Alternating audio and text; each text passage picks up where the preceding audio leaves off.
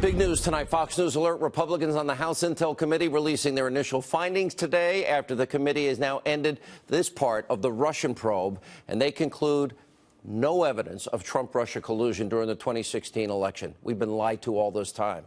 Earlier today, prior to that report, I sat down with the Vice President, Mike Pence, for an exclusive interview, and I asked the Vice President about California refusing to enforce federal immigration laws, Joy Behar attacking his faith, and a lot more. Take a look. You have sanctuary cities. Now you have a sanctuary state of California. The president expected to go to California tomorrow. And then you have a defiant Oakland mayor who is tipping off criminal illegal immigrants that ICE and border are coming their way.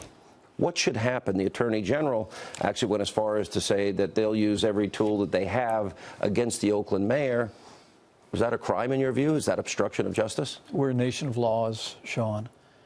And all of us who take the oath of office to serve at every level take an oath to the Constitution of the United States, and for state officials to the Constitution of that state. I mean, to have an elected mayor in Oakland, California, say that they're not going to uphold the laws of the United States of America. Worse, they're helping people that have broken the law. Look, the mayor's actions are disgraceful on a couple levels. Number one, she's setting aside her oath of office to uphold the laws of the land and the rule of law.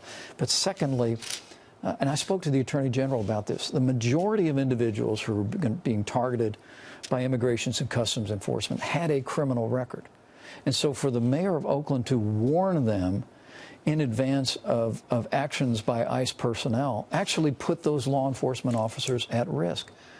That's just utterly unacceptable. I mean, look, we need to fix a broken immigration system. We need to fix this system in a way that puts American citizens and American workers first, and we can do that. But the answer is not the kind of civil disobedience that we see in municipal governments and in the state of California that are simply saying we're going to set aside a recognition of federal law simply because we disagree with it. That's not how the American system works, and we'll continue to call on that mayor and on leaders around the country to respect the rule of law and put the safety and security of our law enforcement personnel first. You recently had an incident, comments made by Joy Behar of The View. Bob Iger said that she called you privately to apologize. Can you bring us behind the scenes and tell us what happened? But she didn't say it publicly, although the original comments that she made about Christianity were made publicly. Well, Sean, my Christian faith is the most important thing in my life. I mean, my wife and I spend most mornings with a little bit of time in the Bible, a little bit of time in prayer. And we're very typical Americans. I think the tens of millions of Americans cherish their faith. And so when I heard that ABC had a program where my Christian faith had been described as a mental illness, I thought it was important for me to speak out, not on my own behalf. You and I know that criticism comes with public life, but I felt it was important that I defend the faith of tens of millions of Americans against that kind of slander, and I did so. And you know, I give Joy Behar a lot of credit. She picked up the phone, she called me, she was very sincere, and she apologized. And one of the things my faith teaches me is grace. Forgive as you've been forgiven. So does mine, but I'm not as good at it as you. Well, look, but I said to Joy, of course I forgive you. That's part of my faith experience. But I did encourage her, and I'm still encouraging her, to use the forum of that program or some other public forum to apologize to tens of millions of Americans who were equally offended by what she and makes me question the sincerity of it, because you're right, it wasn't just a shot against you, it was against, and I'm a Christian, anybody of faith. Well, but for me, it was never about me. I mean, understood. You know, you don't take it personally. No, I didn't take it personally. But I just thought it was important in this moment that I speak out on behalf of the faith of tens of millions of Americans, and my hope is that that Joy and others on the airways will come to appreciate the meaning and if I can say the joy that comes from faith and respect that. Last question. 2018. expected, the Democrats expected the big blue wave in Texas.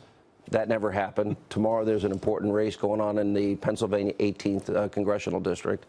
A lot at stake for you, for the president, for the country, if, God forbid, Nancy Pelosi became the speaker again.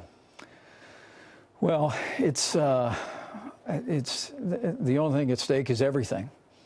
I mean, if you like a growing economy, if you like 3 million new jobs, if you like a president rebuilding our military, having America standing tall in the world again, fighting for free, fair, and reciprocal trade, appointing conservatives to the courts and cutting taxes, then what will happen in Pennsylvania 18 tomorrow is about a whole lot more than the 2 candidates that are on the ballot, and the fall election's just the same.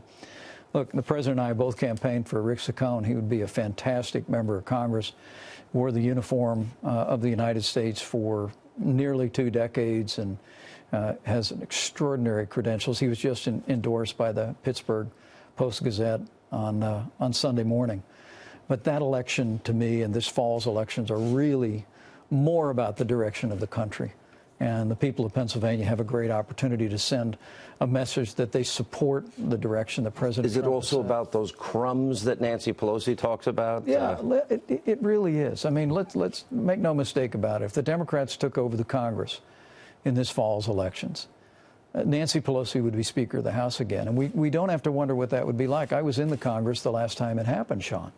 It's all about raising taxes and more regulations, and the Dodd-Frank bill that's killed community banking and lending to small business owners. And then, of course, they forced Obamacare on the country, as the disaster that was. I mean, we know that they would want to turn back all the progress the president has made. And so that's why the president was in Pennsylvania Saturday night. That's why he and I are going to be campaigning all over the country, because making sure that we re-elect strong conservative majorities on Capitol Hill to continue to partner with this president is exactly how we're going to keep making America great again. Mr. Vice President, good to see you. Always great to have you. Thank you so much for your time. We appreciate it. Great to see you, Sean.